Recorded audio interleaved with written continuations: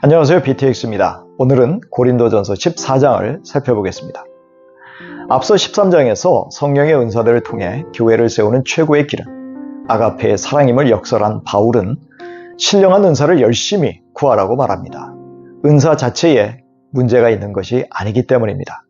특히 바울은 고린도 교회가 방언보다 예언하기를 열망하라고 말하는데 그 이유는 방언의 특징이 사람에게 말하는 것이 아니라 하나님께 말하는 것이었기 때문입니다. 방언의 내용도 아무도 알 수 없는 비밀을 성령으로 말하므로 사람들은 그것을 알아듣지 못하는 까닭입니다. 결국 방언은 자기에게만 덕을 끼치고 유익하게 만드는 자기 만족적인 은사인데 반해 예언은 사람에게 말하여 교회의 덕을 세우고 위로하고 격려한다는 것이죠. 하지만 만일 방언하는 성도가 교회에 덕을 끼치기를 원한다면 방언할 때 방언 통역의 은사를 가진 사람을 같이 세우라고 합니다. 계시나 지식이나 예언이나 가르침이 회중이 알아듣게 전달되게 하기 위해서입니다. 바울은 각기 다른 악기들을 예로 들면서 나팔이라는 악기 역시 그 소리로 분명한 메시지를 전달해야 한다는 것이죠. 하지만 바울은 다양한 은사들이 분명한 메시지를 전달하지 못한다면 그 소리는 소음에 불과하게 된다는 일침을 날립니다. 그래서 바울은 의미 없는 말, 뜻이 전달되지 않는 말들이 오간다면 청자와 화자는 서로에게 외국인일 뿐이라는 것이죠. 방언으로 기도하면 이것을 알지 못하는 형제가 축복인지 저주인지 알지 못하는데 어떻게 아멘으로 화답할 수 있냐는 것입니다. 본인은 하나님 앞에 감사를 잘해서 유익이 있을지 모르지만 다른 사람들은 알아듣지도 못하고 유익하지도 않다는 것입니다. 바울은 방언을 더 많이 하는 사람이어서 감사하지만 알아듣는 말로 가르치는 5마디가 1만 마디 방언보다 더 낫다고 강조하고 있습니다. 그렇게 바울은 기왕 고린도 성도들에게 소통 가능하여 교회에 덕을 끼치는 은사를 더욱 넘치게 받기를 힘쓰라고 말합니다. 그래서 바울 자신도 은사들을 통해 영과 마음으로 기도하고 찬양하기를 열망하여 마음에 열매를 맺히길 소망하고 있습니다.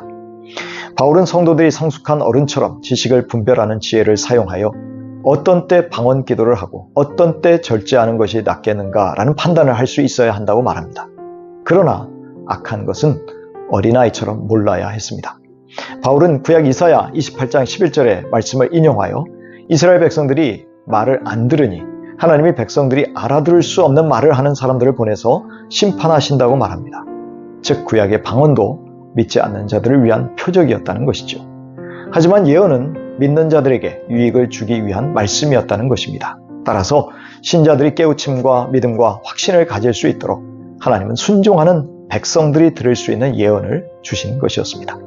이처럼 은사는 대상과 상황에 맞게 지혜롭게 사용하여 듣는 사람들에게 유익을 주어야 한다는 것이죠.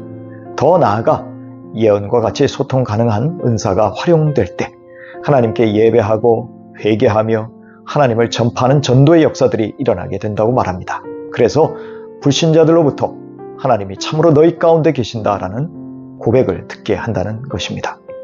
한편 성도들이 모여 예배할 때 찬송하는 사람, 가르치는 사람, 하나님의 계시를 말하는 사람, 방언을 하거나 방언의 통역이 있다면 어떻게 하는 것이 공동체의 덕을 세우는 것이 될까요? 방언인 경우에는 두세 사람이 순서를 따라하고 통역할 사람을 세워서 통역을 하라고 말합니다. 그런데 만일 방언 통역하는 사람이 없다면 교회에서는 방언을 하지 말라고 합니다.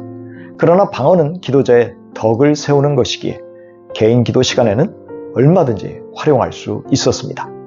예언인 경우에는 예언하는 사람 둘셋의 예언을 들으면서 다른 이들은 분별하라고 말합니다. 그런데 곁에 앉은 다른 형제에게 계시가 임하면 먼저 하던 자는 잠잠하라고 합니다. 와글와글거리면서 예언하지 말라는 것입니다.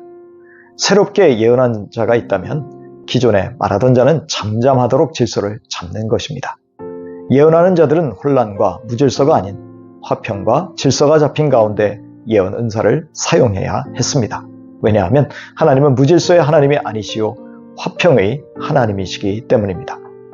바울이 여자 성도들에게 교회에서 잠잠하며 말하는 것이 허락되어 있지 않다고 말하는 선언들은 질서라는 문맥에서 살펴야 합니다.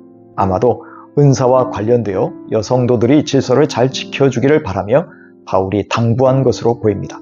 특히 배우고 싶다면 집에서 남편을 통해서 배우라고 말하는 부분은 공동체의 공적 장소에서는 은사 사용을 절제해달라는 요청으로 이해할 수 있습니다. 그러나 이러한 바울의 말을 오해하여 여성도들을 차별하고 사역을 제한하는 시각으로 보면 안 됩니다. 사도행전에 보면 빌립의 딸 4명이 모두 예언하는 성도들이었고 베베 같은 여성 사역자에 대한 기록이 있기 때문입니다.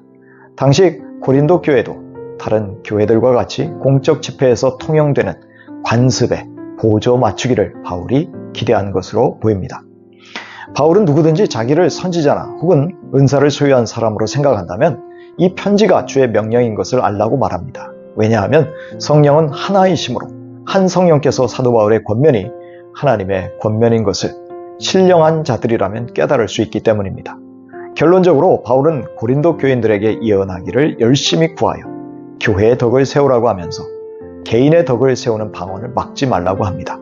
이 좋은 것을 하나님이 주셨다면 이제 지혜로 그 모든 것을 적절하게 하고 질서대로 하라는 것입니다. 고린도전서 14장 26절입니다. 그러면 형제자매 여러분 어떻게 해야 하겠습니까? 모든 일을 남에게 덕이 되게 하십시오. 바울은 그동안 다른 형제자매의 유익을 구하는 사랑으로 이 모든 은사들을 사용하라고 반복해서 강조해 왔습니다. 그리고 지혜로운 성인으로서 적절하게 판단하고 질서 있게 행동하라는 권면을 추가하고 있습니다. 고린도전서 14장 20절 이하입니다. 형제자매 여러분, 생각하는 데는 아이가 되지 마십시오. 악에는 아이가 되고 생각하는 데는 어른이 되십시오. 40절입니다. 모든 일을 적절하게 하고 질서 있게 해야 합니다.